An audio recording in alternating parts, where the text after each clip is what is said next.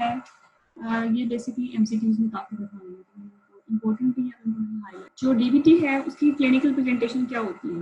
Patient को leg pain होगा, ठीक है, और यूनिलैटरल स्पेसिफिकली प्रेगनेंसी में लेफ्ट साइड का, साथ ही लोअर एब्डोमिनल पेन हो सकता है अगर एक्सटेंशन हो गई है थ्रोम्बस की पेल्विक वेसल्स में, ठीक है।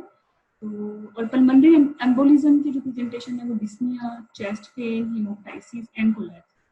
इसके अलावा low grade pyrexia and leukocytosis भी हो सकता है।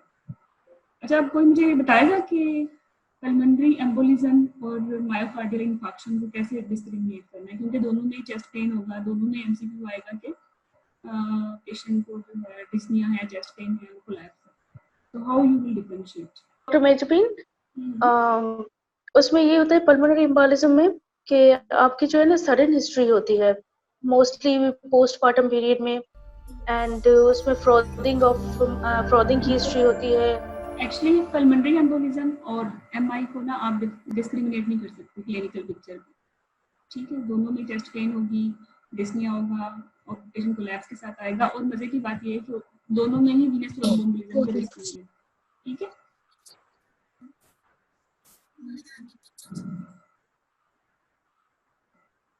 अच्छा, तो एक्चुअली जो एमआई है उसमें ईसीजी पहले खराब होती है, इलेक्ट्रिकल रिदम पहले खराब होता है, उसके बाद जो है बाकी फाइंडिंग्स आती हैं जो कि एकोकार्डियोग्राफी को ठीक हो जाती है। जबकि पल्मोनरी एम्बोलिज्म में इनिशियल जो ईसीजी होती है ना वो नॉर्मल होती है, ठीक है।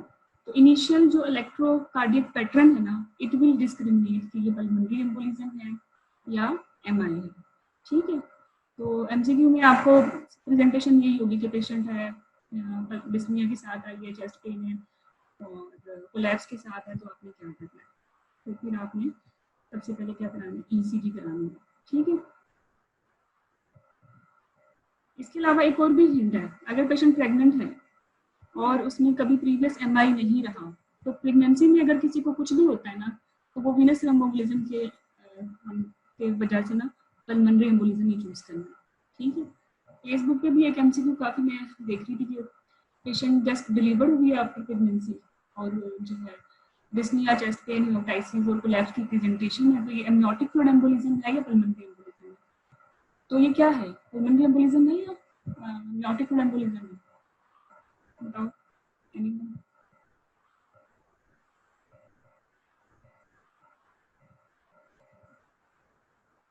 हाँ या नो? अगर डिलीवरी के साथ ही वो प्रेजेंटेशन दे रहे हैं तो वो एमनियोटिक फ्लूइड एम्बोलिज्म है। रप्चर ऑफ ये क्या रिस्क फैक्टर है? देखो, प्रेग्नेंट होना ही एक बहुत बड़ा रिस्क फैक्टर है ना पल्मोनरी एम्बोलिज्म का, और पल्मोनरी एम्बोलिज्म या वीनस थ्रोम्बोएम्बोलिज्म जो है वो पर्फ्यूरियम में ज़्यादा होते हैं, ठीक है, और बल्कि आफ्टर डिलीवरी 24 से 48 आवर में ज़्यादा होते हैं जो इसका इंसिडेंस है। जबकि एमनियोटिक फ्लूइड एम्बोलिज्म जो है अव्वल तो ये रेयर है, ठीक है, और अगर ये रेयर भी है और अगर इसे प्रेगनेंसी में होना भी है तो कोई ना कोई रीज़न है, ठीक है, जैसे रप्चर ऑफ मेम्ब्रेन के साथ एसोसिएशन या ऑब्स्ट्रक्टेड लेबर या फिर जो है रॉन्ग यूज ऑफ सिंटोसिनोन, ठीक है।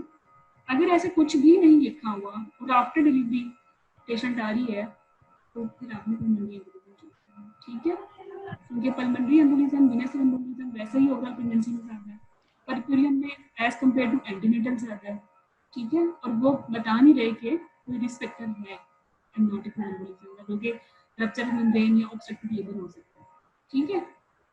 तो ये हमने एमसीक्यू करेक्ट नहीं किया।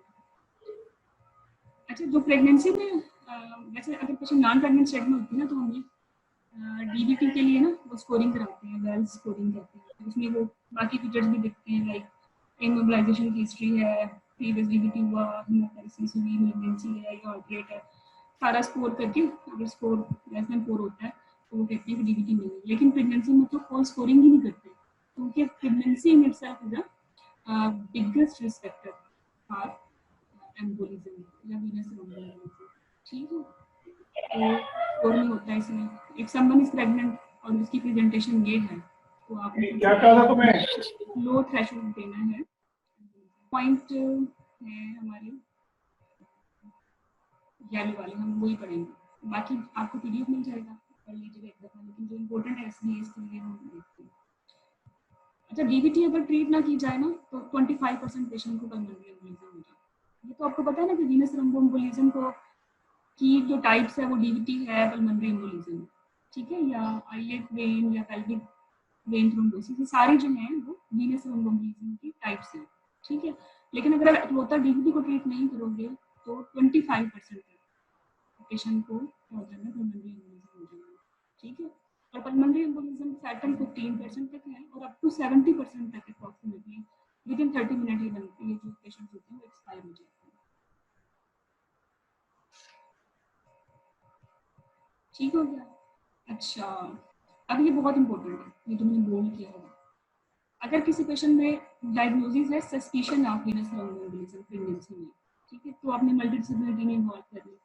और प्रेगनेंसी में अगर सस्पिशन है थ्रोम्बोएम्बोलिज्म तो सबसे पहले क्या करना है, कंप्रेशन डुप्लेक्स करवाना है। अगर कंप्रेशन डुप्लेक्स अल्ट्रासाउंड पे डीवीटी आ गई तो फिर ना सीटीपीए की जरूरत है ना भी डीक्यू स्कैन की जरूरत है, ठीक है। अभी स्क्रीन शेयर करती हूँ।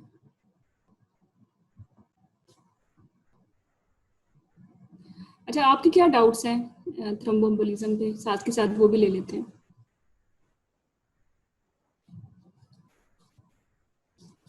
एनीवन? ये बड़ा जो है इम्पोर्टेंट टॉपिक है और अच्छे खासे 10-15 क्वेश्चन जो है ना आपके आने वाले हैं इसको, और झगड़ा ही रहता है एंड तक। तो मैंने तो सारे नोट गाइडलाइंस बाकी तो समझ आ जाती हैं, लेकिन लाइक एनालिप्रिल और इनकी वो डोजेज वगैरह जो होती है ना वो बहुत कंफ्यूज करती हैं, और ये कि हमारे यहाँ रेगुलरली यूज आखिर इनमें से कौन सी हो रही है। ठीक है, एनालिप्रिल तो एस इनहिबिटर है। ओह सॉरी, वो जो भी थी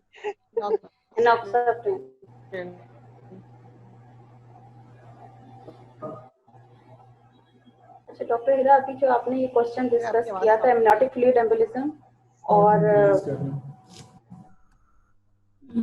दूसरा जो ये पल्मोनरी एम्बोलिज्म वाला, पहले जब ये क्वेश्चन हम डिस्कस किया था तो उसमें हमने ये सिलेक्ट किया था कि अगर विद इन 24 आवर्स कोई भी इवेंट होगा इस तरह का या इस तरह का कुछ सिनेरियो होगा तो उसमें हम एमनियोटिक फ्लूइड एम्बोलिज्म को करेंगे।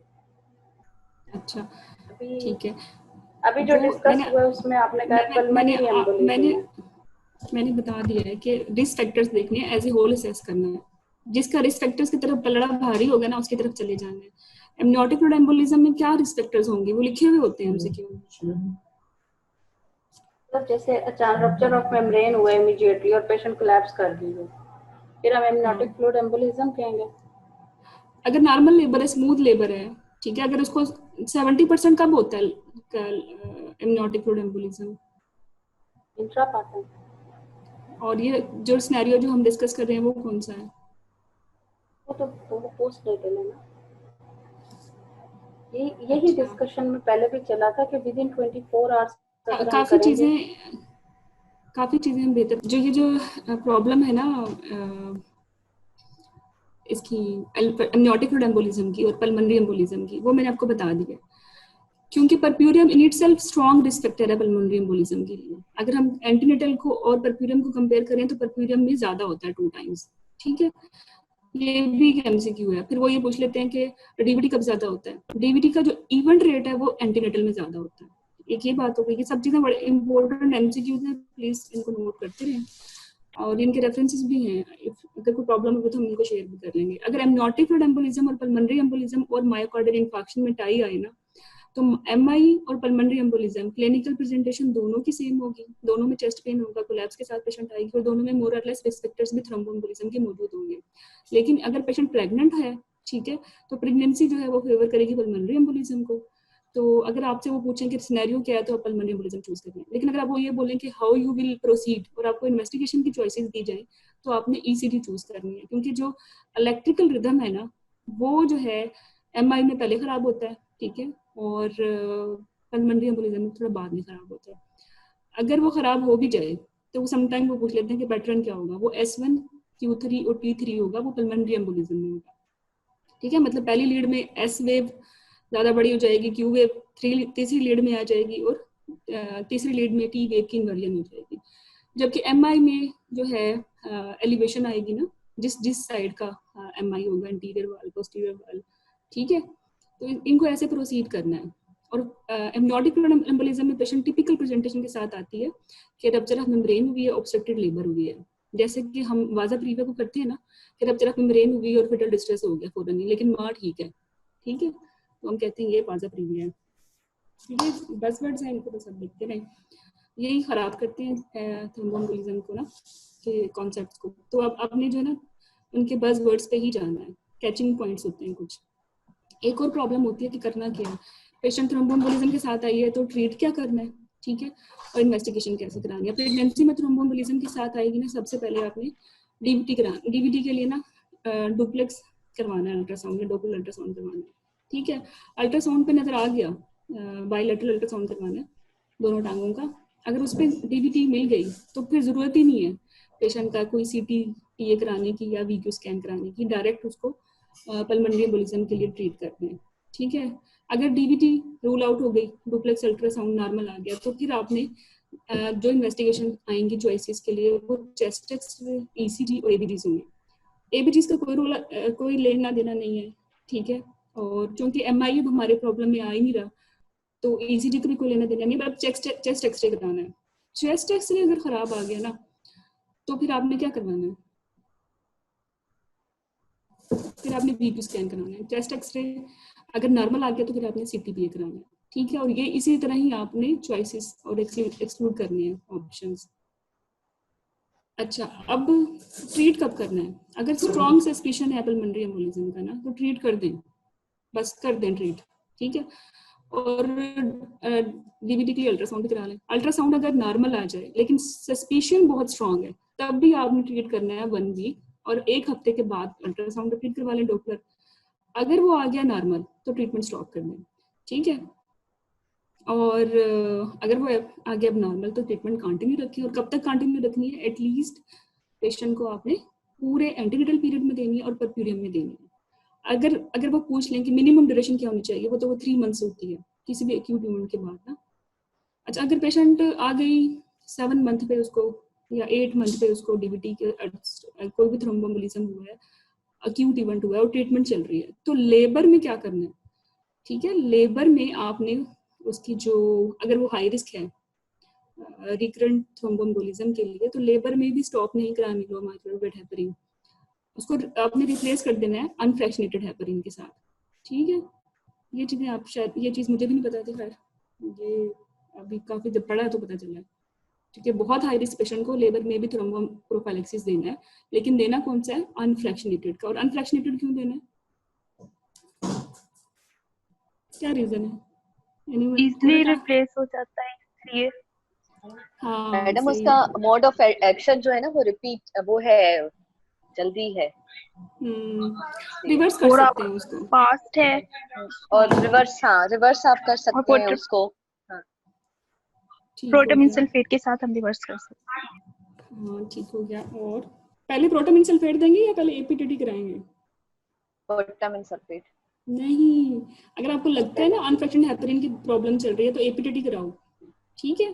APTT अच्छा, अगर नॉर्मल है तो फिर क्या जरूरत है प्रोटामिन देने की, है ना इसकी। ठीक है। ये भी MCQ है, अगर आपको लगता है अनफ्रैक्शनेटेड हेपरिन की टॉक्सिसिटी हो रही है तो सबसे पहले स्टेप वाइज अप्रोच पे चलो ना, APTT कराओ, ठीक है। ओके, और APTT के बाद आप उसको प्रोटामिन सल्फेट दे दो।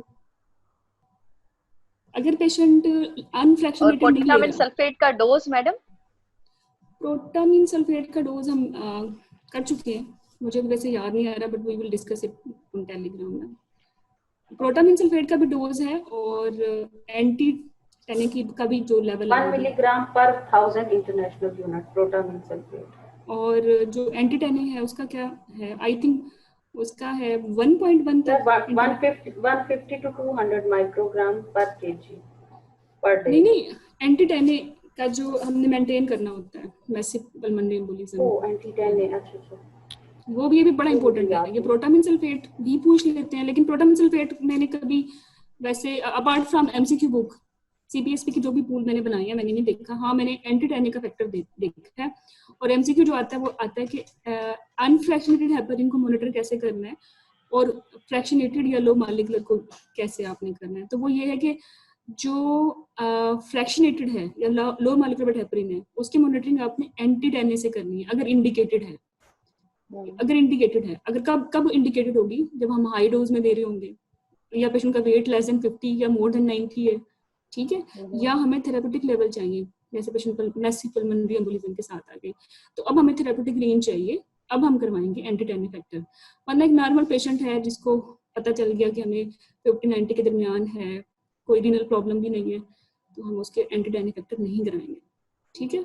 और एंटी-10A फैक्टर ही कराना है अपने लो मॉलिक्यूलर वेट हेपरिन के लिए। जब वो लो मॉलिक्यूलर वेट हेपरिन का नाम लेंगे तो इट्स मीन कि फ्रैक्शनेटेड हेपरिन है, एक ही बात।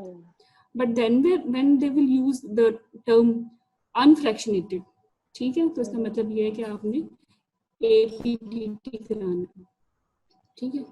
अच्छा, अभी हम थे एल्गोरिथम पे कि पेशेंट अगर थ्रोम्बोएम्बोलिज्म के साथ आई, पल्मोनरी एम्बोलिज्म के साथ आई, तो हमने DVT के लिए डुप्लेक्स अल्ट्रासाउंड कराना है। अगर वो नॉर्मल आ गया तो फिर हमने उसका चेस्ट एक्सरे कराना है। चेस्ट एक्सरे क्यों करवाना है वैसे, क्या देखेंगे उस पे?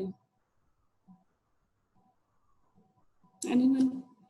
लंग कोलैप्स होगा, लोबार कोलैप्स होगा, उस पे हमें डिफरेंशियल से पता चल जाएंगे, नमूनिया नजर आ जाएगा। हाँ बिल्कुल ठीक कह रहे हो, ठीक है।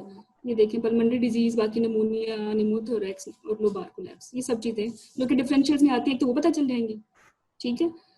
और दूसरा ये कि चेस्ट एक्सरे पे हमें पल्मोनरी एम्बोलिज्म के लिए वो एडिमा जो है वो चीजें में नजर आ जाएंगी अगर चेस्ट एक्सरे करवाया। अब पता है क्या, वो MCQ में पूछते हैं करवाना क्या है, ECG, चेस्ट एक्सरे और ABGs, ये आपको कंफ्यूज करते हैं, तो आपने चेस्ट एक्सरे पे जाना है, क्योंकि चेस्ट एक्सरे ही स्टेप वाइज अप्रोच है। चेस्ट एक्सरे के बाद आपने डिसाइड करना है कि आपने CTPA कराना है या VQs कराना है, ठीक है।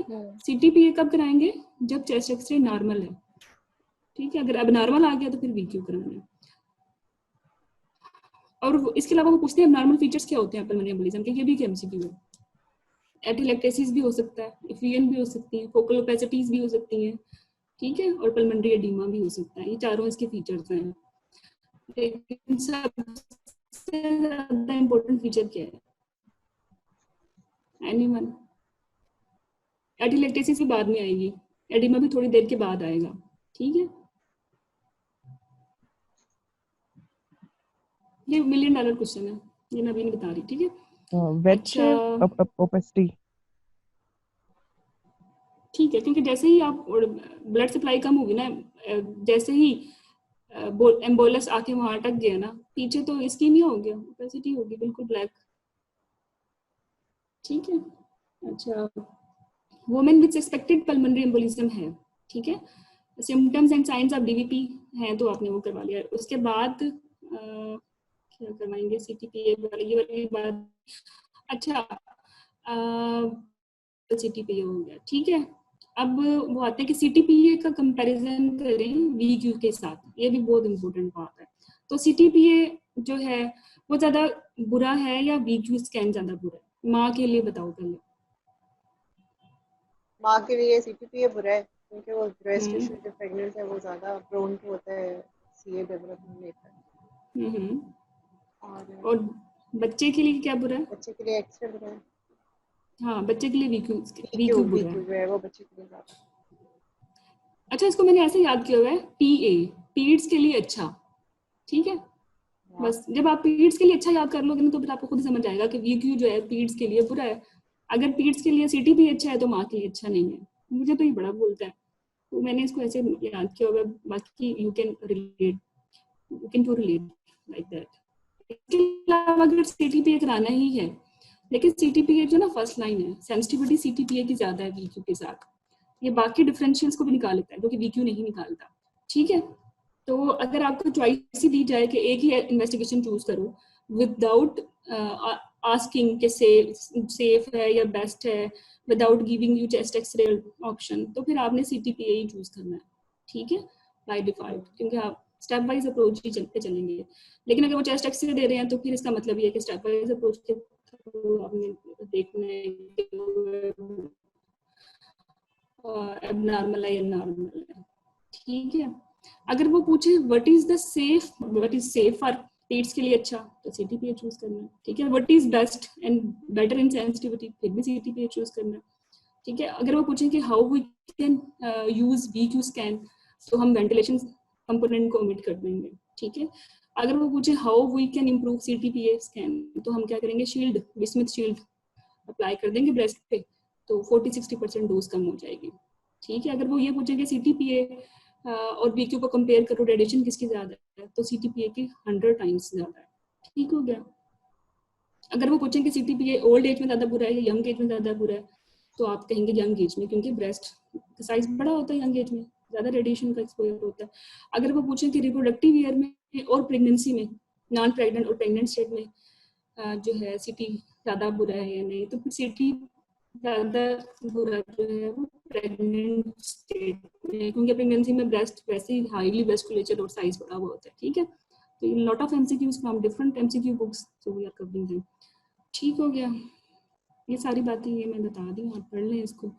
वही 120 से 100 टाइम्स ज़्यादा बुरा है ये CTPA, ठीक है। डॉक्टर रेस्ट हीरा, ऑफ ये कैंसर जो है CTPA बच्चे के में जो होगा। ब्रेस्ट वाला है ना, इसको जरा एक बार रिपीट करते हैं। CTPA जितनी बड़ी ब्रेस्ट होगी ना, जैसे आपने उतना पॉइंट किया है, बुरी बात होगी कंपैरिजन ना। की है। नहीं, मैं हाँ देखो, सिर्फ ये CTPA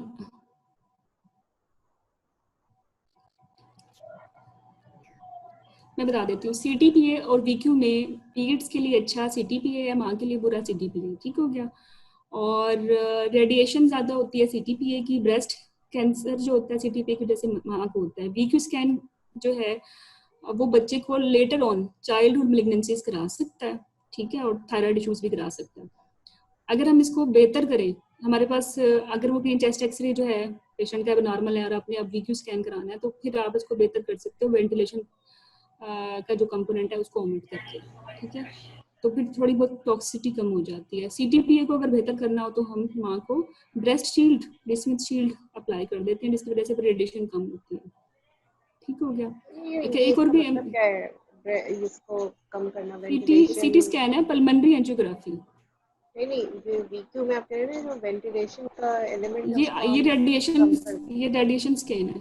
PQ स्कैन जो है वो वेंटिलेशन जो है, ये परफ्यूजन ना। रेडिएशन स्कैन है, इसमें रेडियो आइसोटोप देते हैं माँ को, फिर स्कैन करते हैं। और वेंटिलेशन में जो क्या CTPA है वो है CT स्कैन, मतलब रेडिएशन, ये IV रूट से जो ना रेडियो आइसोटोप देते हैं, जबकि जो है CTPA में हम पल्मोनरी एंजियोग्राफी कराते हैं। रेडिएशन दोनों में ही होती है, ठीक है, बट CTPA में ज़्यादा होती है। अच्छा, D डाइमर का भी बड़ा प्रॉब्लम चलता है। D डाइमर आपने ना याद रखना, आपने बस कराने ही नहीं प्रेगनेंसी में, वो इससे ज़्यादा पूछते ही नहीं है। ये नहीं कि ज़्यादा कम फलाना ढमकाना। हाँ, नॉन प्रेग्नेंट स्टेट में अगर आपने DIC रूल आउट करना है ना, तो फिर आपने D डाइमर और FDPs पे जाना है। पहले FDPs चूज करना है, फिर D डाइमर चूज करना है। लेकिन अगर प्रेग्नेंट है तो फिर दोनों ही चूज नहीं करने, फिर आपने फिब्रिनोजन करानी है DIC के लिए, ठीक है। अच्छा, वेल स्कोर बता दिया मैंने क्या होता है। इसमें हार्ट रेट देखते हैं, मोटाइसिस को एक स्कोर देते हैं, प्रीवियस DVT को एक स्कोर देते हैं, और मेलिग्नेंसी को स्कोर देते हैं। अगर लेस देन 4 हो तो नॉन प्रेग्नेंट स्टेट में वो कहते हैं कि DVT नहीं है, ये थ्रोम्बोएम्बोलिज्म नहीं है। बट प्रेगनेंसी में तो इन इटसेल्फ प्रेगनेंसी बहुत बड़ा रिस्क फैक्टर है, तो वो ये स्कोर करते ही नहीं है। अगर आपने डिसाइड कर लिया कि एंटीकोएगुलेशन देनी है पेशेंट को, ठीक है, तो फिर आपने कुछ प्री रेजुकेट्स हैं जो इन्वेस्टिगेशन है जो करवानी है, वो CBC करवानी है, कोएगुलेशन स्क्रीन करवानी है। कोएगुलेशन स्क्रीन का क्या कंपोनेंट्स है, कोई बताएगा क्या है कोएगुलेशन स्क्रीन, क्या है इसमें? PT है, APTT है, और क्या है? कोगुलेशन स्क्रीन में सब आते हैं ना, bleeding time, clotting time, PT, APTT and fibrinogen levels. FDPs। और क्या प्लेटलेट इसका पार्ट है? जी जी, प्लेटलेट है, CBC में प्लेटलेट INR। ठीक है। अगर इनमें से अगर आपको नाम ना आए ना कोएगुलेशन स्क्रीन का, अगर ये सारे चीजें पड़ी हो तो फिर वो भी चूज कर सकते हो। पता होना चाहिए कि प्लेटलेट या PT, APTT या फिब्रिनोजन ये भी कोएगुलेशन का पार्ट है, तो फिर आप वो चूज कर लो। समटाइम वो ये नहीं कहते कि कोएगुलेशन स्क्रीन है, वो डायरेक्ट इनके कंपोनेंट उठा के दे देते हैं। यूरिया इलेक्ट्रोलाइट्स करवाने हैं, ठीक है, लीवर फंक्शन टेस्ट कराने हैं, बिफोर गिविंग एंटीकोएगुलेंट थेरेपी, ठीक है। और प्रेगनेंसी में क्यों नहीं कराना थ्रोम्बोफिलिया स्क्रीनिंग? डायल्यूशन कैसे? थ्रोम्बोफिलिया कौन कौन से होते हैं? सबसे हेरिडिटरी ज्यादा कौन कौन से होते हैं? फैक्टर 5 लिडन और protein C, protein S, protein S, thrombophilias, FVC, prothrombin gene mutation.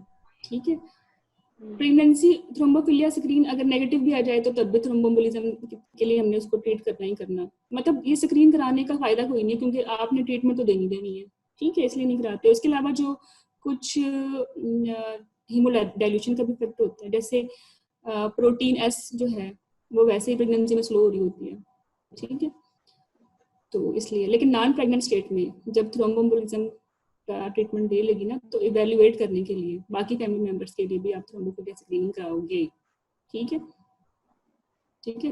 ये देख लिखा हुआ प्रेगनेंसी में protein C, protein S and antithrombin levels नहीं फाल, ठीक है। तो अच्छा, इसके अलावा जो है लो मॉलिक्यूलर हेपरिन की बात हो रही है कि प्लेसेंटा से क्रॉस नहीं करता, ठीक है, ज्यादा रिस्क भी नहीं करता पीएच का, और जो थ्रोम्बोसाइटोपिनिया जो अनफ्रैक्शनेटेड करवाते हैं ज्यादा, ये नहीं कराता, और इससे ओस्टियोपोरोसिस का रिस्क भी कम है। और सबसे अच्छी बात ये कि मॉनिटरिंग की जरूरत नहीं होती। और एक और भी अच्छी बात है कि सबकुटेनियस है, पेशेंट खुद भी लगा सकता है, ठीक है। और एक पूछते वो हैं कि डोज कौन से वेट से लेनी है, कौन से वेट से लेनी है, बुकिंग, ठीक है, बुकिंग और अर्ली प्रेगनेंसी वेट से लेनी है। समटाइम बुकिंग वेट नहीं होता, ठीक है, तो अर्ली प्रेगनेंसी वेट ले लें।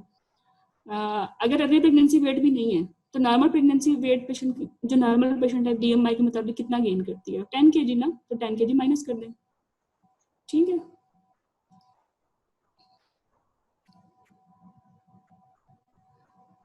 इसके अलावा लोअर डोज देनी है अगर creatinine clearance less than 20-30 ml पर मिनट है, ठीक है। ये जो हमने वो ऊपर कराए थे ना यूरिया क्रेटिनिन, वो उससे हमें पता चलेगा कि अगर पेशेंट का रीनल फंक्शन टेस्ट खराब है तो हमने डोज भी लो देनी है, ठीक है। और बाकी चीजें जो है हम कर चुकी है, ये आप पढ़ रहे हैं। अच्छा, pulmonary embolism without sign and symptom of DVT है तो फिर हमने क्या करवाना है, वीटी स्कैन और सीटी पे कराना है। अगर सिम्टम्स के साथ था तो फिर हमने क्या कराना था, ठीक है, क्या करवाना है इसका, women with suspected pulmonary embolism without sign and symptom of DVT, तो फिर आपने इस वाले पॉइंट पे जाना है। लेकिन इस स्टेप को भूलना नहीं है। अगर ऑप्शन में लिखा हुआ है ना डोपलर और चेस्ट एक्सरे, तो फिर डोपलर करवाना है लेग का, और फिर यूनिलैटरल नहीं कराना, बायलैटरल कराना है, ये नहीं कि सिर्फ लेफ्ट लेग का करा लो। बाकी ये सारी जो पॉइंट्स हैं ये पढ़ लें, we have discuss them. Maternal breast का भी हमने पढ़ लिया, वेंटिलेशन कंपोनेंट का भी पढ़ लिया, रिस्क ऑफ कैंसर भी पढ़ लिया, रिड्यूस कैसे करना है वो भी पढ़ लिया, वेल स्कोरिंग भी पढ़ लिया, ठीक है। और हाँ, एक और बड़ी इंपॉर्टेंट बात है, अगर पेशेंट मैसिव पल्मोनरी एम्बोलिज्म के साथ है ना, तो आपने इंट्रावीनस अनफ्रैक्शनेटेड हेपरिन देनी है। अगर पेशेंट जो है मैसिव पल्मोनरी एम्बोलिज्म के साथ नहीं है तो फिर आपने लो मॉलिक्यूलर हेपरिन देनी है, ठीक है। ये एमसीक्यू है आपका। पेशेंट पल्मोनरी एम्बोलिज्म के साथ आए और उन्होंने नहीं बताया कि कार्डियोवास्कुलर कॉम्प्रोमाइज है, तो फिर आपने लो मॉलिक्यूलर वेट देनी है, फिर आपने इंट्रावीनस अनफ्रैक्शनेटेड नहीं देनी, ठीक है।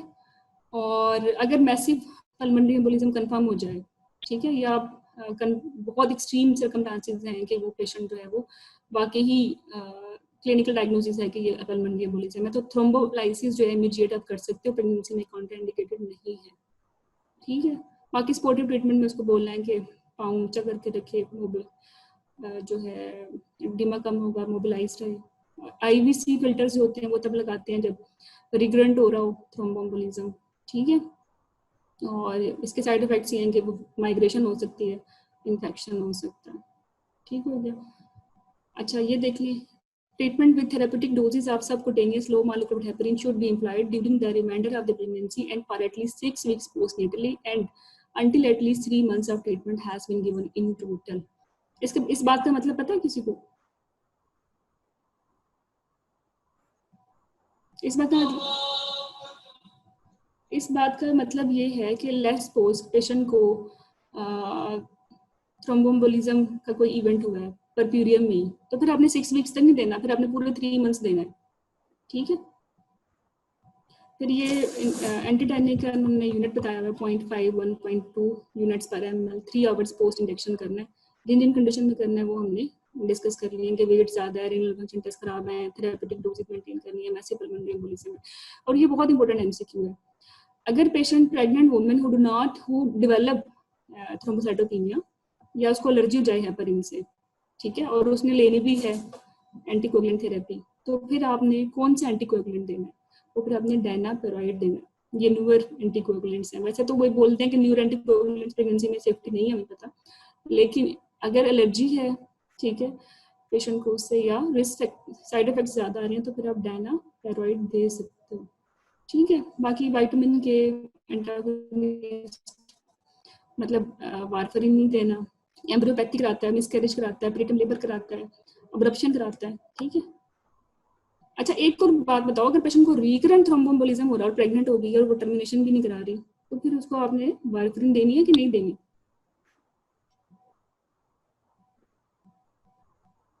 दे सकते उसको हो हम आफ्टर फर्स्ट वारफरिन ट्राइमेस्टर। उसको हम दे सकते हैं वारफरिन, या हम उसको वो भी दे सकते हैं ना madam, फ्रैक्शनस heparin?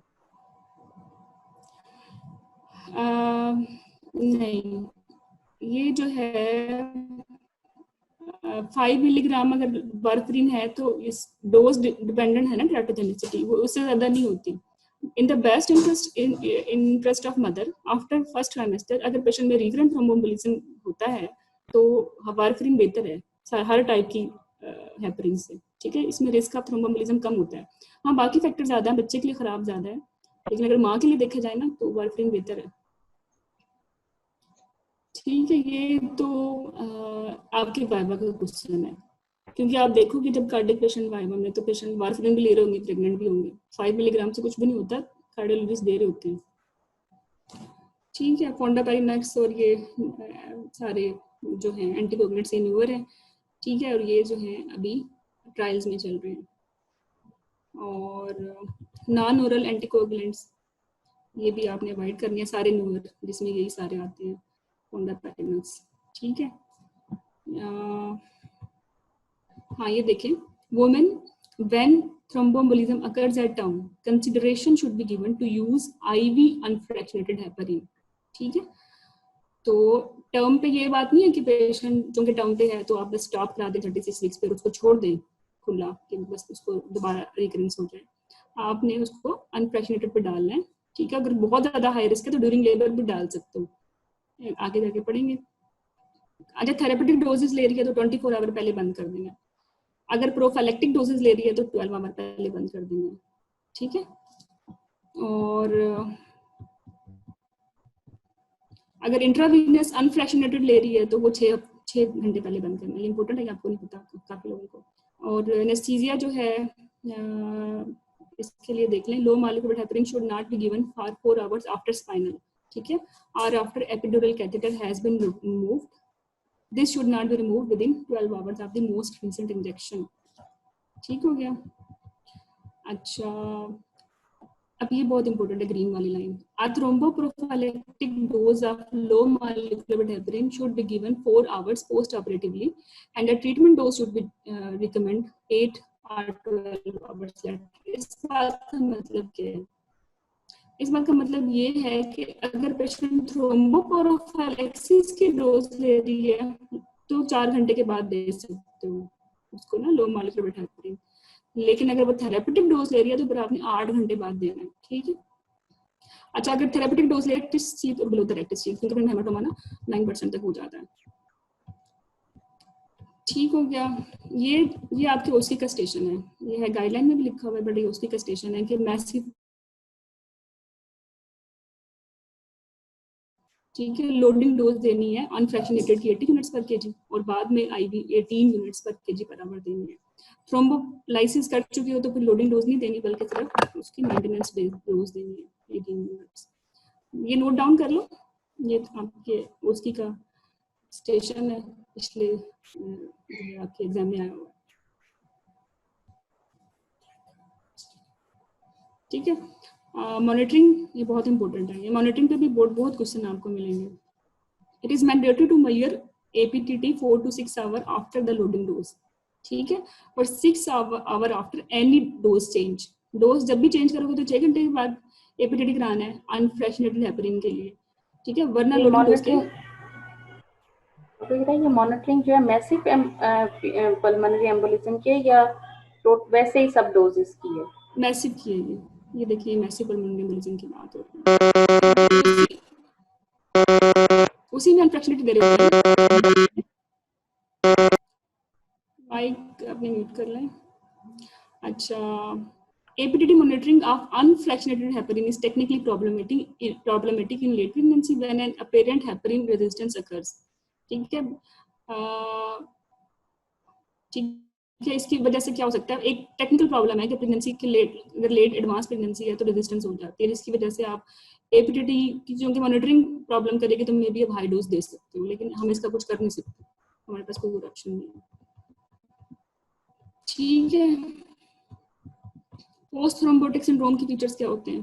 Feeling of heaviness है, ठीक है, साइनोसिस है, pigmentation, eczema, varicose veins, ulceration, ये पोस्ट थ्रोम्बोटिक सिंड्रोम है। इसको हम कैसे कैसे बेहतर कर सकते हैं? अगर पेशेंट 12 वीक्स या 3 महीने के लिए, जो हमने कहा था ना कि इवेंट के बाद 3 महीने के लिए जरूर ले हेपरिन, तो ये इससे बेहतर हो जाता है। ठीक है, इसके अलावा उसको हम स्टॉकिंग्स दे सकते हैं। ठीक है, और thrombophilia testing should be performed once anticoagulant therapy has been stopped, ये हम कर चुके हैं।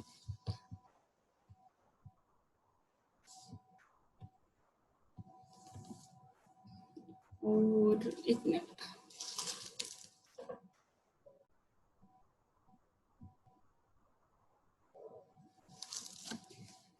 ठीक हो गया। बाकी ये गाइडलाइन यहाँ खत्म हो गई है। अब हम करेंगे, हमने रिस्क असेसमेंट कैसे करनी है। थोड़ा सा ब्रेक ले लो, पानी शानी पी लो जाके, ठीक है, और फिर दोबारा आके ज्वाइन कर लो। 2-3 मिनट की ब्रेक में देती हूँ, उसके बाद फिर हम एक और जंग लड़ेंगे। ठीक है,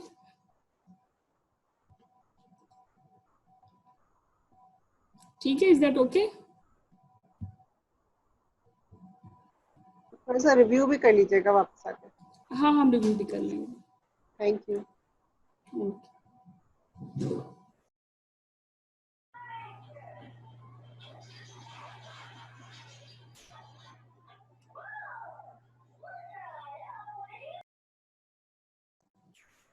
स्टूडेंट्स, वेलकम बैक। सब हो इधर? जी जी डॉक्टर हिरा। अच्छा, ठीक है, स्क्रीन नजर आ रही है प्रॉपर? जी आ रही है। अच्छा, ठीक है। अच्छा, हम स्टोरी के फॉर्म में ना चीज़ों को रिवाइज कर लेते हैं कि हमने कैसे मैनेज करना है। अब ये वो बात है जिसमें हमने डायग्नोसिस बना लिया, ट्रीटमेंट की बातें हैं सारी, ये जो गाइडलाइन 37 भी है ना, ये सारी इसमें ट्रीटमेंट की बातें हैं। ठीक है, सबसे पहले तो सिम्टम पता होने चाहिए DVT के। ठीक है, इसमें पेशेंट को यूनिलैटरल पेन होता है, फीवर होता है, ल्यूकोसाइटोसिस हो सकता है, साथ में रिस्क फैक्टर्स होंगे। अगर नहीं भी है तो pregnancy in itself is a risk factor. Pulmonary embolism में पेशेंट को chest pain, haemoptysis, collapse, dyspnoea, same MI में, लेकिन अगर प्रेग्नेंट है तो हमने पल्मोनरी एम्बोलिज्म को चूज करना है। ठीक है, अगर इन दोनों को डिफरेंशिएट करना है तो ECG पे करना है। ठीक है, और एमनियोटिक फ्लूइड एम्बोलिज्म 70% लेबर में होता है और 11% इवन 48 आवर आफ्टर लेबर भी हो सकता है। ठीक है, लेकिन एमनियोटिक फ्लूइड एम्बोलिज्म का जो डायग्नोसिस है ना, वो है ऑटोप्सी। तो जब तक आपको ऑटोप्सी नहीं मिलती तो फिर आप ना करो उसको चूज, फिर आप पल्मोनरी एम्बोलिज्म चूज कर लो, या अनटिल अनलेस क्लियर कट आपको रिस्क फैक्टर ना बता रहे हो कि वो रप्चर ऑफ मेम्ब्रेन के बाद कोलैप्स कर गई है।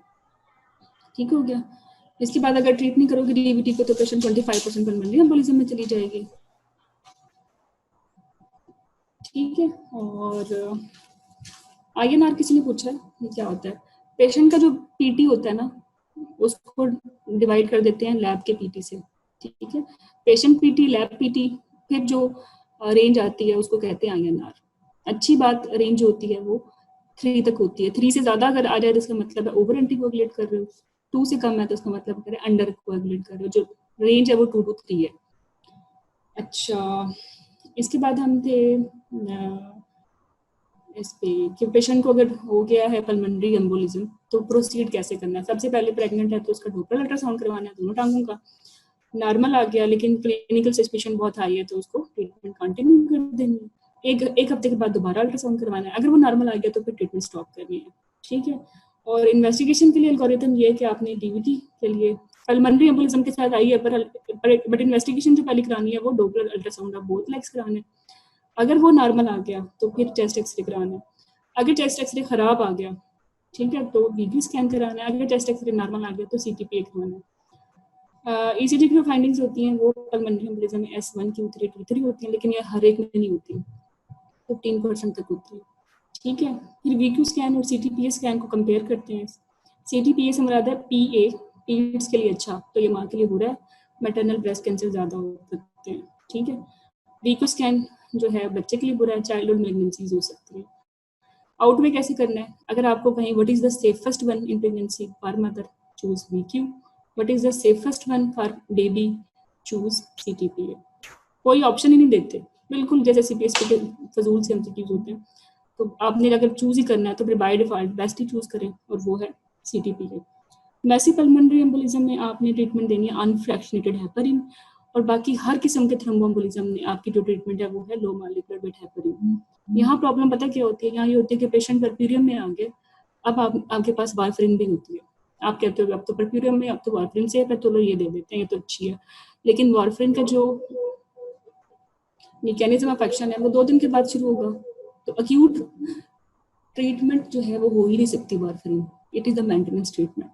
तो आपने परफ्यूरियम की वजह से बायस्ड नहीं होना, आपने परफ्यूरियम में भी लो मॉलिक्यूलर वेट हेपरिन देनी है। ठीक है, सिर्फ मैसिव पल्मोनरी एम्बोलिज्म में अनफ्रैक्शनेटेड देनी है, क्योंकि हमें जो है डोज भी ज़्यादा देनी होती है ना, और चूंकि इसका फिर जो ड्यूरेशन ऑफ एक्शन है वो लो मॉलिक्यूलर वेट हेपरिन से भी कम है, तो जल्दी काम कर लेगी। इसके अलावा थ्रोम्बोलाइसिस भी कर सकते हैं, दोनों ही सेफ है। लोडिंग डोज के बारे में उन्होंने बताया कि लोडिंग डोज देनी है, मेंटेनेंस डोज देनी है, और APTT उसके जो 4 घंटे बाद कराना है, जब भी डोज चेंज करोगे तो 6 घंटे बाद कराना है।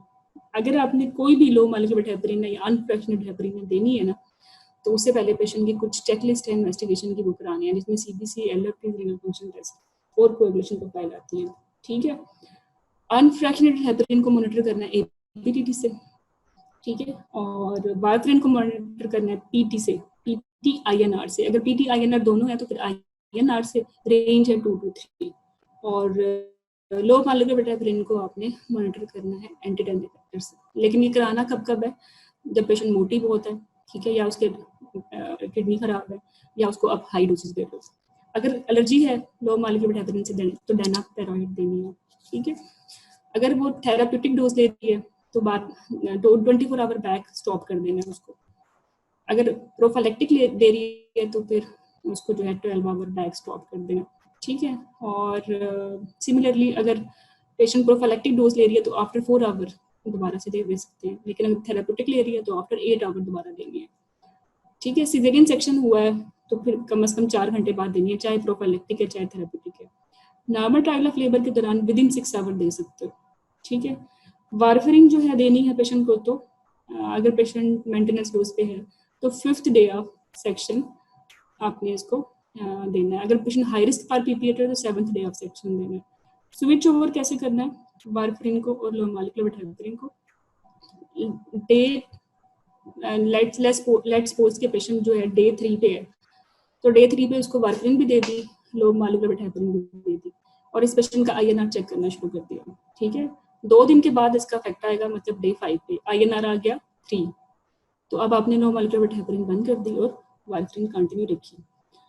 और ये कब तक रखनी है कंटिन्यू, कम से कम 3 महीने या 12 वीक्स तक, अगर पेशेंट को परफ्यूरियम में हुआ है कोई थ्रोम्बोएम्बोलिज्म का इवेंट। ठीक है, और अगर एंटीनेटल पीरियड में हुआ था तो फिर आपने 6 वीक्स तक देनी है। ठीक है, और कोई बात,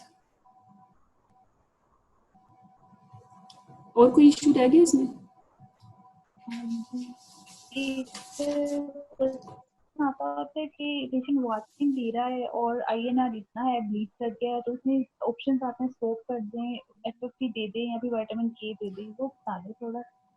देखिए, अगर मैसिव ब्लीडिंग हुई है ना वारफरिन के बाद तो आपने FFPs देना है। अगर माइल्ड ब्लीडिंग है ना तो फिर आपने विटामिन K देना है।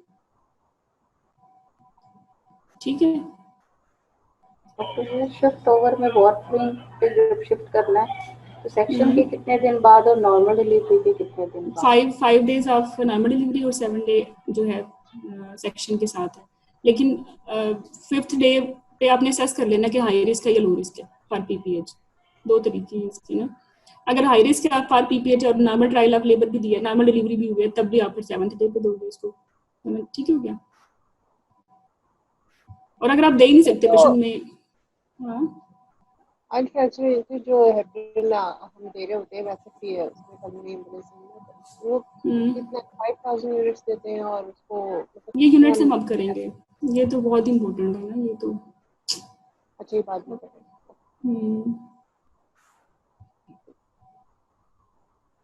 स्क्रीन किधर चली गई? तो की जो मैनेजमेंट होती है दोनों की बीटी की और पीटी की, इसमें एक एक्यूट फेज है और एक क्रॉनिक फेज है। और एक्यूट फेज 7 to 14 डेज की होती है और क्रॉनिक फेज जो होती है वो सेवरल मंथ्स हो सकते हैं या मिनिमम 3 मंथ्स, ऐसे ही है। कुछ मुझे ना बात ही समझ में नहीं आई। यही कुछ है इसकी स्पेसिफिक मैनेजमेंट जब होती है। एक तो हमारे पास वीटी है और एक पल्मोनरी एम्बोलिज्म है। एक तो जर्नल मैयर्स हैं जिसमें हम अफेक्टेड लेग को बैंडेज कर देते हैं, उसको एलिवेट कर देते हैं 15 to 20 सेंटीमीटर। 2 साल तक देनी है स्टॉकिंग्स, 2 साल तक एक्यूट जी, वो क्लास 2 कंप्रेशन स्टॉकिंग जो ग्रेजुएटेड है वो 2 इयर्स तक देंगे। और जो पीई की जर्नल मैयर्स होती हैं उसके अंदर हम जो है Ambu bagging, oxygenation, intubation, cardiac massage, IV, हाँ वो सिम्प्टोमेटिक केस सारी करेंगे। जी जो स्पेसिफिक इसकी है ट्रीटमेंट उसमें एक एक्यूट फेज होती है एंटीकोएगुलेशन की, जैसे एक्यूट फेज है और एक क्रॉनिक फेज होती है। एक्यूट फेज हमारी जो है वो 7 to 14 डेज पर है और क्रॉनिक फेज जो है वो सेवरल मंथ्स तक और मिनिमम 3 मंथ्स है। ठीक है, हाँ जी ऐसे ही है। अच्छा एक और एमसीक्यू भी आ गया इस पे, अगर पेशेंट को थ्रोम्बोएम्बोलिज्म हो गया है तो प्रेगनेंसी कब तक अवॉइड करनी है?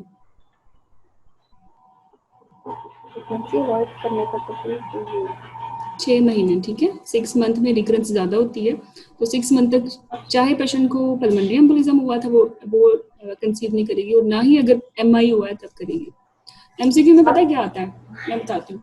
एमसीक्यू में आता है post MI patient 6 months back now want to conceive when she can conceive, तो फिर आपको 6 महीने उसमें लिखा ही हुआ कि पोस्ट 6 months हो चुके हैं तो फिर आप कह सकते हो एनी टाइम, ठीक है।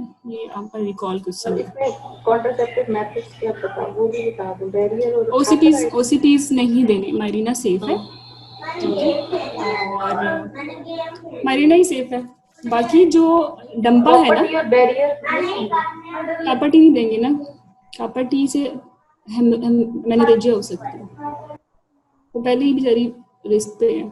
तो आप इम्प्लानान दे सकते हो, न्यूरोडर्मल होता है, या फिर आप न्यू कमिंग डंपा इंजेक्शन जो सबकुटेनियस है वो दे सकते हो, या फिर आप मायरीना दे सकते हो। ओसीपीज नहीं दे सकते आप पीओपीज भी दे सकते हो, लेकिन ओसीपीज पीओपीज का जो रिएक्शन वो होता है ना लिवर साइटोक्रोम एंजाइम्स पे, तो उनकी डोज ऊपर नीचे हो जाती है, तो बेहतर यही है कि मायरीना या इम्प्लानॉन, ठीक हो गया। अच्छा ये जो है अब हम सेकंड गाइडलाइन कर रहे हैं, रिड्यूसिंग द रिस्क। ये अपने माइक तो म्यूट कर लें,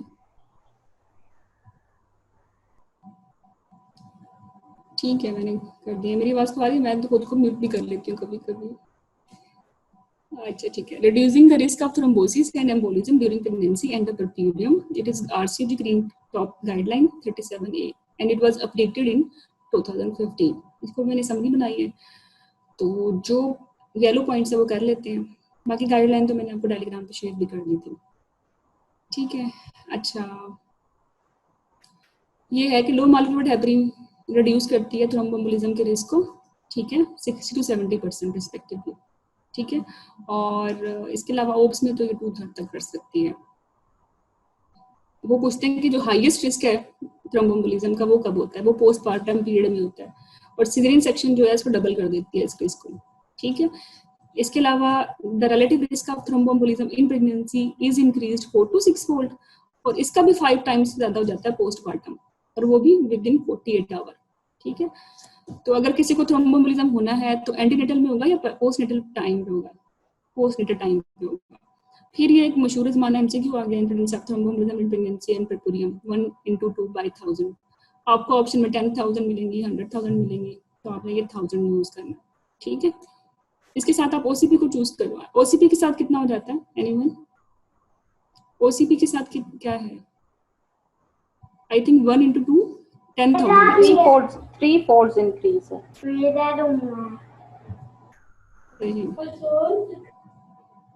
ठीक है, तो ये भी इम्पोर्टेंट है क्योंकि प्रेगनेंसी इन इटसेल्फ 60 टाइम्स ज्यादा रिस्क है थ्रोम्बोएम्बोलिज्म का as compare to non OCP users. अच्छा, जो रिस्क फैक्टर्स हैं वो क्या कुछ हैं, ये हम बाद में करेंगे, मैंने एक टेबल बनाया हुआ, पहले वो कर लेते हैं। ये टेबल है, ठीक है, ये प्रीवियस थ्रोम्बोएम्बोलिज्म, इसमें थ्रोम्बोफिलिया हेरिटेबल है, एक्वायर्ड है, मतलब वो है थ्रोम्बोएम्बोलिज्म के जो प्री एग्जिस्टिंग फैक्टर्स हैं, ठीक है। तो हेरिटेबल में हम कर चुके हैं, एंटीथ्रोम्बिन सी डेफिशिएंसी है, protein C deficiency, S deficiency, factor 5 Leiden और प्रोथ्रोम्बिन सी म्यूटेशन। इस पर जो एमसीक्यू आता है वो पूछते हैं कि कितने टाइम से ज्यादा रिस्क है, एंटीथ्रोम्बिन सी का है या प्रोटीन सी का है।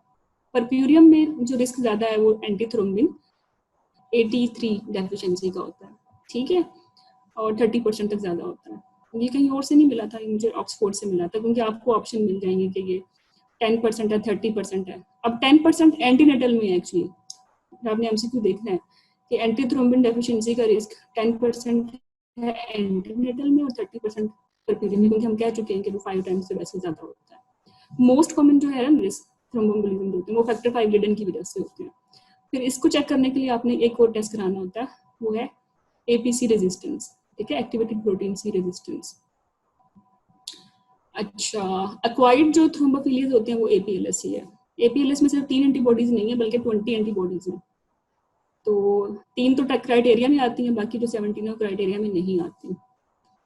इसके अलावा जो प्री एग्जिस्टिंग कंडीशंस हैं उसमें मेडिकल कोमॉर्बिडिटीज हैं, जैसे कैंसर है, हार्ट फेलियर है, एसएलई है, आईबीडी है, inflammatory bowel disease, nephrotic type 1 diabetes, nephropathy के साथ सिकल सेल डिजीज, ठीक है, करंट आईवी ड्रग यूजर, अब ये करंट आईवी ड्रग यूजर है, इसको देखना है, ठीक है। इसके अलावा एज मोर देन 35, डीएमआई 30 और पैरिटी 3, इसको ऐसे याद कर लें 3, 30, 35, ठीक है। तो इस तरह मुझे याद रहता है कि 3 पैरा 3, 30 से मुराद बीएमआई और 35 एज। अब ये 3 रिस्क फैक्टर्स किसी में आ गए, अगर किसी में 3 रिस्क फैक्टर्स आ जाए ना तो उसको हमने 28 वीक से देनी होती है लो मार्केट हेपरिन। स्कोरिंग करेंगे आगे जाके, ठीक है। इसकी तो हर एक का एक एक नंबर है।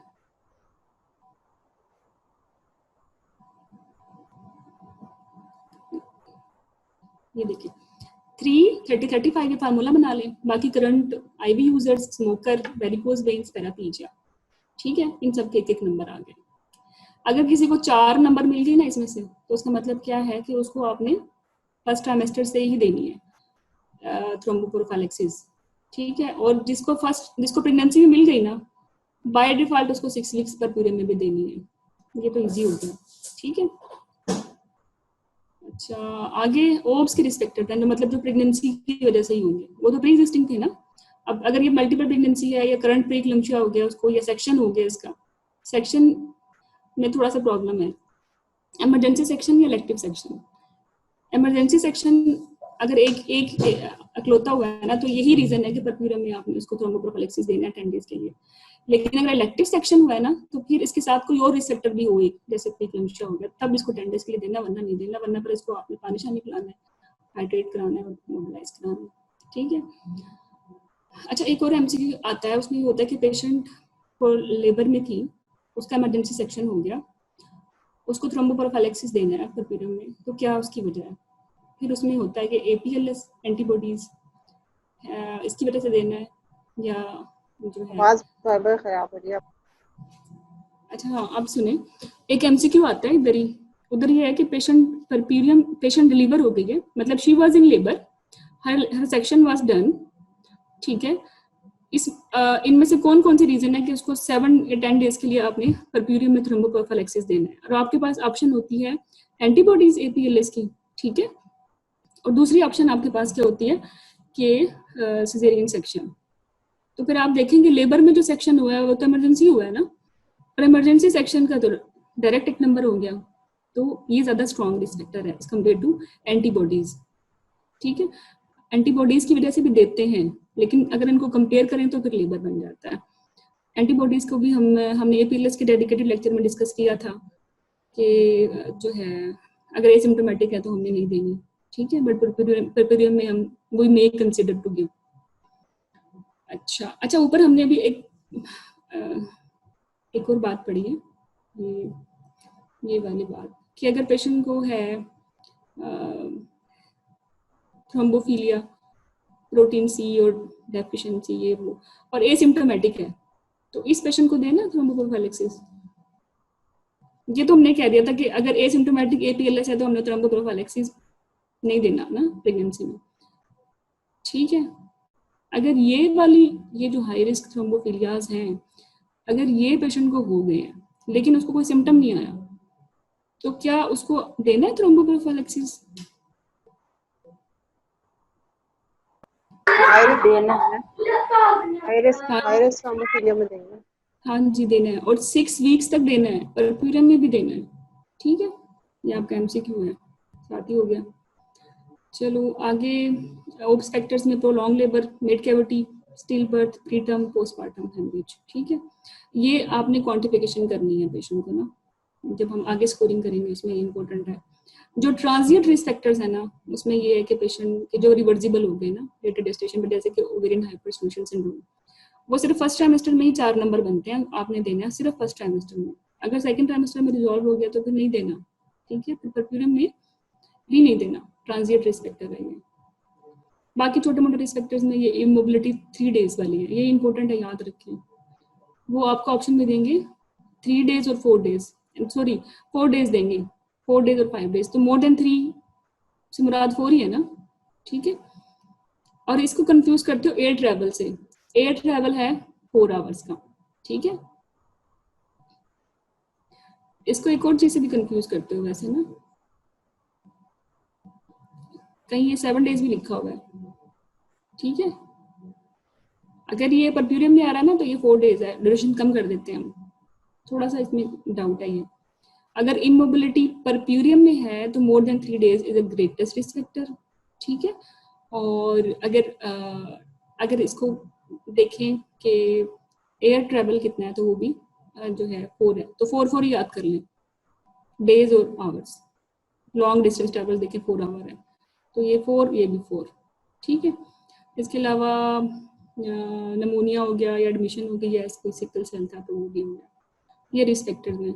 अब इनको ना हम एक और टेबल से कर लेते हैं, बाकी सब चीजें अगर वो हमने टेबल कर लिया तो वो सारी बातें ना घूम फिर के यही हो रही है, तो हम कर लेते हैं।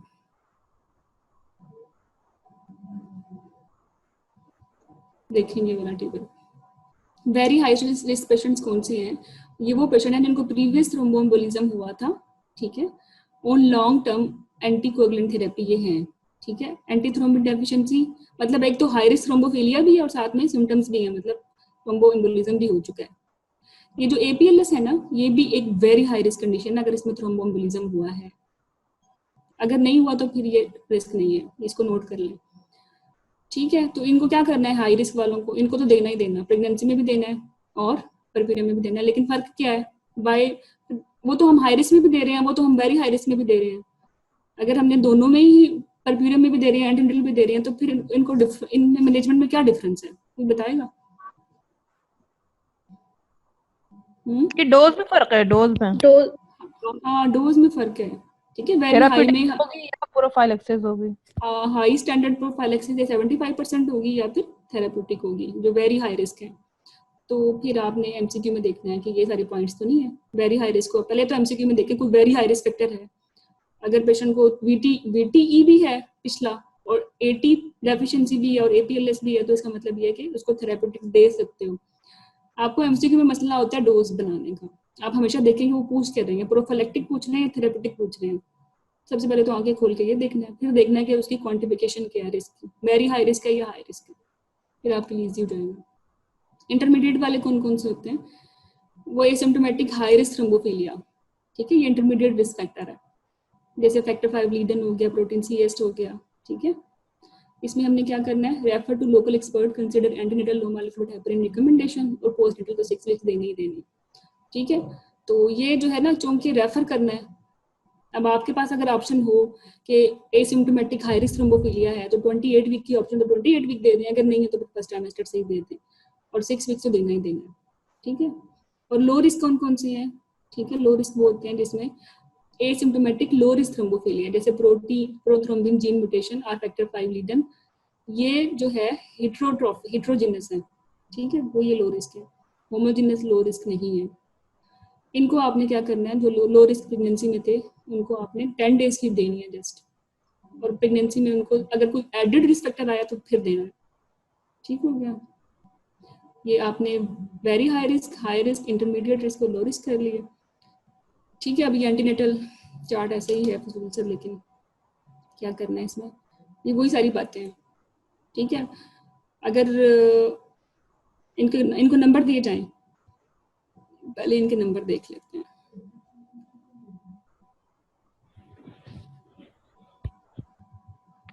ये देखिए, अगर किसी के स्कोर 4 है ना, ये 4 से ज्यादा, तो उसको फर्स्ट ट्राइमेस्टर में भी देना है, परप्यूरियम में भी देना है। अगर किसी का स्कोर 3 है तो उसको भी आपने एंटीनेटल भी देना है, बट यू कैन कंसीडर कि 28 से भी दे सकते हो। ठीक है, मतलब ये ऑप्शन है आपके पास 2, परप्यूरियम में तो देना ही देना। अगर स्कोर 2 या मोर देन 2 है तो फिर आपने एंटीनेटल नहीं देना। ठीक है, 2 वालों को एंटीनेटल नहीं देना, लेकिन पोस्टनेटल देना है 10 डेज के लिए। ये बहुत कंफ्यूज करता है। आप सोचते हो कि पेशेंट जो है आपने देखना है कि परप्यूरियम में आया है कि नहीं, क्योंकि परप्यूरियम में अगर स्कोर 2 है या ज्यादा है तो फिर तो देनी है थ्रोम्बोप्रोफाइलेक्सिस। ठीक है, लेकिन अगर वो कह रहे हैं कि प्रेग्नेंट है या एंटीनेटल है तो फिर आपने उसको बस सिम्टोमेटिक केयर करनी है कि जो है चलती फिरती रहे, पानी शानी पीती रहे। हाँ, अगर कोई एडेड रिस्क फैक्टर आ गया कि एडमिशन हो गई तो फिर इसको आपने लो मॉलिक्यूलर हेपरिन दे देनी है। ठीक है, जैसे ये बता रहे हैं कि एडमिट होगी तो फिर देना पड़ेगा। इसके अलावा प्रोलॉन्ग एडमिशन है 3 डेज का, ठीक है, या रीएडमिशन हो रहा है विद इन परप्यूरियम तो तब भी देना है। ये स्कोरिंग है सारी, ये वो स्कोर कर लें और ये कर लें, सारी बातें वही घूम फिर के आती रहेंगी। फिर ये डोजेज याद कर लें। अब ये डोजेज कौन कौन सी हैं? प्रोफाइलेक्टिक डोजेज हैं। लेस देन 50 kg वेट है तो 20 मिलीग्राम इनोक्सा देनी है। डेल्टा पेरिन जो है वो 2500 यूनिट्स देने हैं, ठीक है, और टिंजा जो है वो 3500 यूनिट्स देने हैं। ये कोई बच्चा जो है ना खुद ही कोई अच्छा सा अपना फलसफा बनाए और उसको याद करे, मुझसे तो ये कभी नहीं याद होते। I hate them. ये तो बहुत मेहनत है। फिर इसका एक तरीका ये है कि ये सारी डोजेज जो है ना फ्रिज पे लगा दो या दरवाजे पे लगा दो, फिर इनको याद करते रहो। मैंने इसको वैसे याद किया हुआ टेड से, टेड स्टॉकिंग पहनाते हैं ना थ्रोम्बोप्रोफाइलेक्सिस के साथ। टी से टिंजापेरिन, ठीक है, ई से नोक्सापेरिन और डी से डेल्टापेरिन।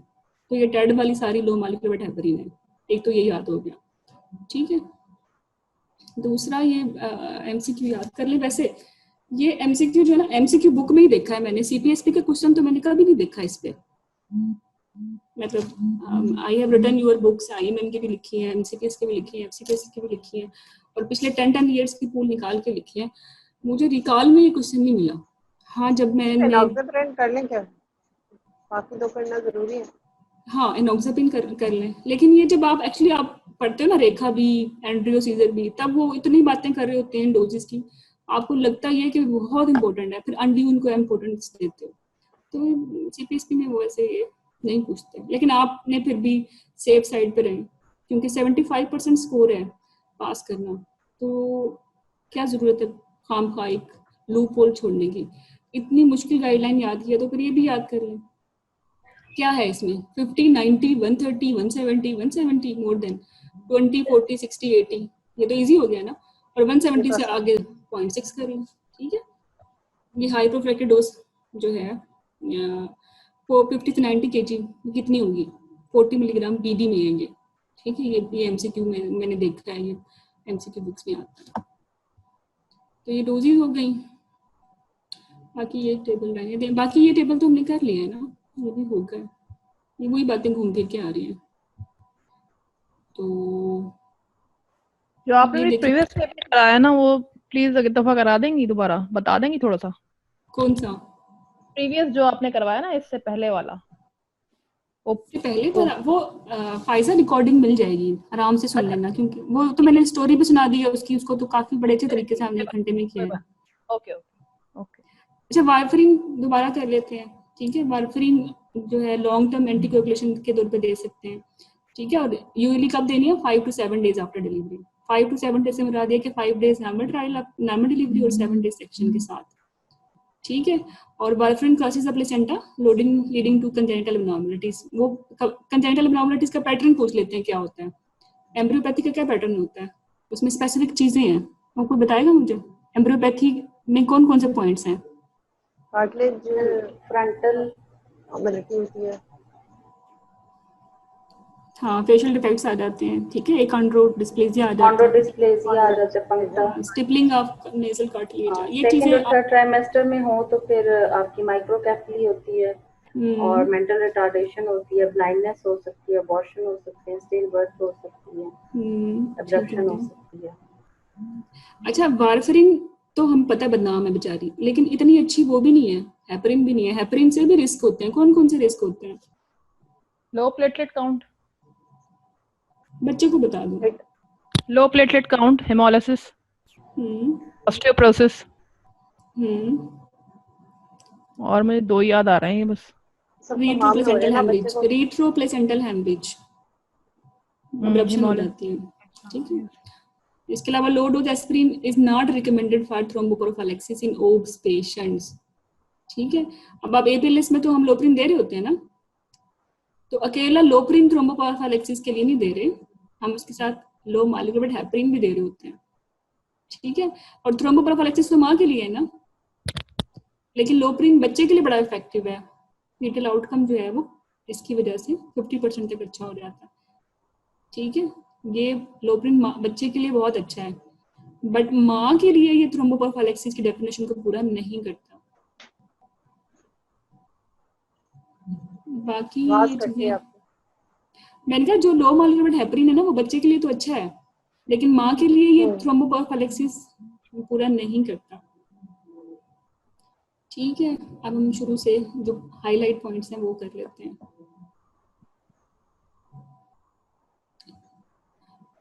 ये भी तो ये तो आप पढ़ लें, ठीक है। 4 और मोर रिस्क फैक्टर्स हैं तो शुरू से ही देना है, 3 हैं तो 28 वीक से देना है, 2 हैं तो परप्यूरियम में देना है, प्रेगनेंसी में नहीं देना, ठीक हो गया। और ये हमने सारे रिस्क फैक्टर्स सारे याद कर लिए। और अच्छा वो पता है क्या करेंगे, पेशेंट है, मोटी पेशेंट है, ट्विन प्रेगनेंसी के साथ है, आईवीएफ से कंसीव किया है, ठीक है, तो ये सारी चीजें क्या हो गई, 4 रिस्क फैक्टर्स हो गए, उसको थ्रोम्बोप्रोफिलैक्सिस देना है। स्टोरी बना के याद कर लें ये रिस्क फैक्टर्स, ये भी मुश्किल है थोड़े से ना, ठीक है। इसमें द सिंगल प्रीवियस थ्रोम्बोएम्बोलिज्म में फर्दर सब divided into unprovoked and provoked. ये प्रोवोक्ड और अनप्रोवोक्ड क्या होता है? प्रोवोक मींस के वो उसको एनहांस कर देगा, और अनप्रोवोक मींस के वो उसको एग्रावेट नहीं करेगा। अच्छा प्रोवोक्ड अच्छी बात है या अनप्रोवोक्ड होना अच्छी बात है? अनप्रोवोक्ड ज्यादा बुरी बात है। हाँ इडियोपैथिक होगा, ठीक है। किसी को ओसीपी खाने से हो गया, नेक्स्ट किसी को सर्जरी करवाने के बाद हो गया, तो ठीक है ना, surgery is a risk factor, specially lower limb की सर्जरी, तो उसमें जो है हम 28 वीक से दे सकते हैं with previous thromboembolism.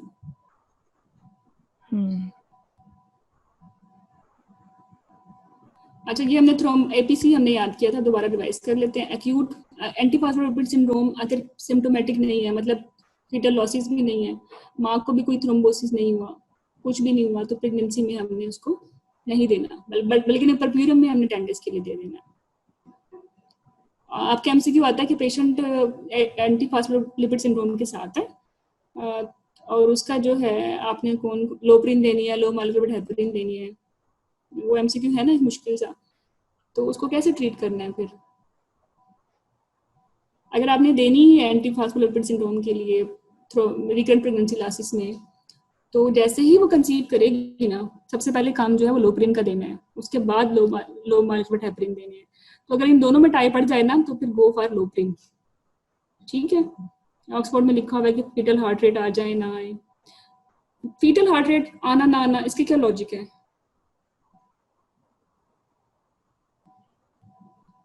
Recurrent pregnancy losses अगर एक्वायर्ड थ्रोम्बोप्रोफाइलिया या एपीएलएस की वजह से होते हैं ना, तो उसमें फीटल हार्ट रेट आ जाता है, उसके बाद गायब होता है, उसके बाद माइक्रोथ्रोम्बाई बनते हैं प्लेसेंटा में। जबकि डायबिटीज या किसी और रीजन की वजह से प्रॉब्लम होती है तो उसमें तो इम्प्लांटेशन फेलियर ही हो जाता है, फीटल हार्ट रेट आता ही नहीं है, ठीक है, तो फेटल हार्ट रेट का पैटर्न भी आपको गाइड कर सकता है कि काज क्या है।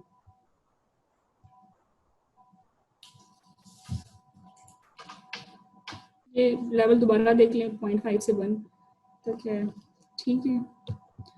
और ये भी दोबारा रिपीट हो रही है। प्रोटीन एस वैसे प्रेगनेंसी में स्लो होता है, ठीक है, इसलिए हम इसको प्रेगनेंसी में डायग्नोज नहीं कर सकते, हम बात कर चुके हैं। Women with no personal history are risk factor for thromboembolism, but who have a family history of an unprovoked या estrogen provoked thromboembolism in a first degree relative when aged under 50 should be considered for thrombopropylia testing. ठीक है, this will be more informative if the relative has a non thrombophilia. Most common thrombophilia factor 5 लीडन है, ठीक है। बाकी protein C and S deficiencies क्या है, ये भी रिस्क ज्यादा करती है लेकिन उससे कम है, ठीक है।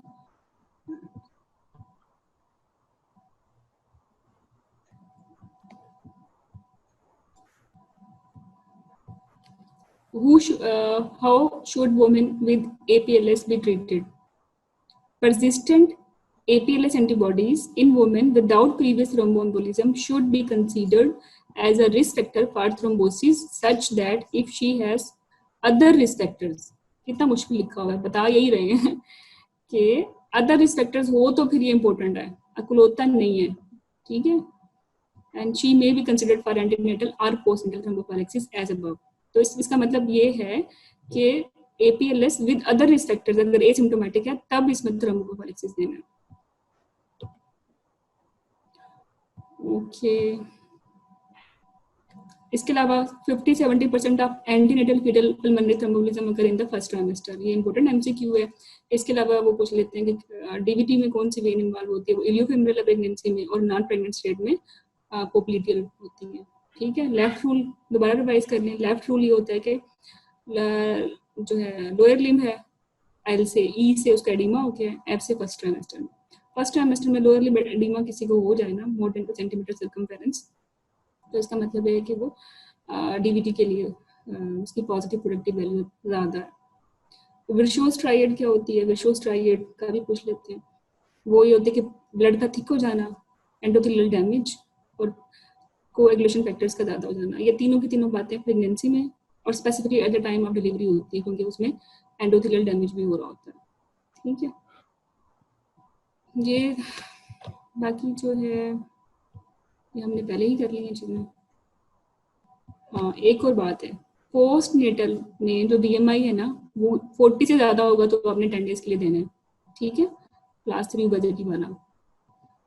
जबकि 30 kg BMI जो था वो सिर्फ एक रिस्क फैक्टर है एंटीनेटल में, बट अगर ये 40 अकलौता हो गया ना तो फिर ये अकलौता ही रिस्क फैक्टर ऐसा है कि आपने 10 डेज के लिए देना है। ये थोड़ा सा फाइन कॉन्सेप्ट है, ओबेसिटी पे इसको जरा देख लें।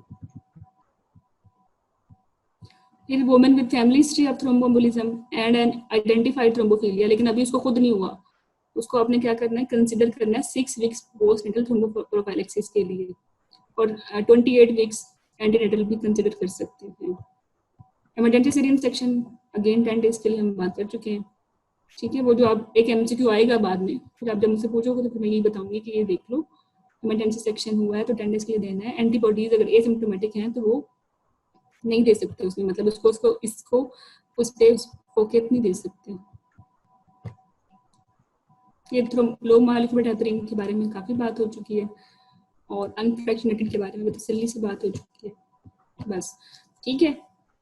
अब टेक होम मैसेज ये है कि आपने ये जो इनके रिस्क है ना, 4 रिस्क कौन से हैं, 3 रिस्क कौन से हैं, 2 रिस्क कौन से हैं, हाई रिस्क कौन से हैं, वेरी हाई रिस्क कौन से, इंटरमीडिएट रिस्क कौन से हैं, इनको रट्टा मार लें। ये गाइडलाइन सारी उसी पे घूम रही है। और साथ ही वो जो डोज देनी है, कितने वेट पे क्या करना है, और हमेशा MCQ में देखें 2 दफ़ा पढ़ें कि वो एंटीनेटल का पूछ रहे हैं या पोस्टनेटल का पूछ रहे हैं, थ्रोम्बोप्रोफाइलेक्सिस डोज का पूछ रहे हैं या थेरापेटिक डोज का पूछ रहे हैं। इसके अलावा लीस्ट लाइकली पूछ रहे हैं या मोस्ट कॉमन पूछ रहे हैं। डॉक्टर साहब आपने कहते जो हेपरिन से इंटॉलरेंट है तो उसको डेनेप्रोइड देना है। हाँ, तो यहाँ ऊपर Yes. लिखा है ये fondaparinux लेना है, इसको should be reserved for permanent ये tolerant. दोनों ही जो है ना न्यूअर एंटीकोगुलेंट्स हैं, ठीक है। और उधर लिखा हुआ you may consider to give danaparoid. अगर आपके पास डेनापेरोइड की ऑप्शन नहीं है तो फिर आप fondaparinux पे दे सकते हैं। ये दोनों ही एंटीटेनिन एंटागोनिस्ट हैं। Thank you. ठीक है, चलें बाकी टेलीग्राम पे ले लेंगे क्वेश्चन। कोई फीडबैक है आज के सेशन का? कैसा लग रहा है थ्रोम्बोएम्बोलिज्म?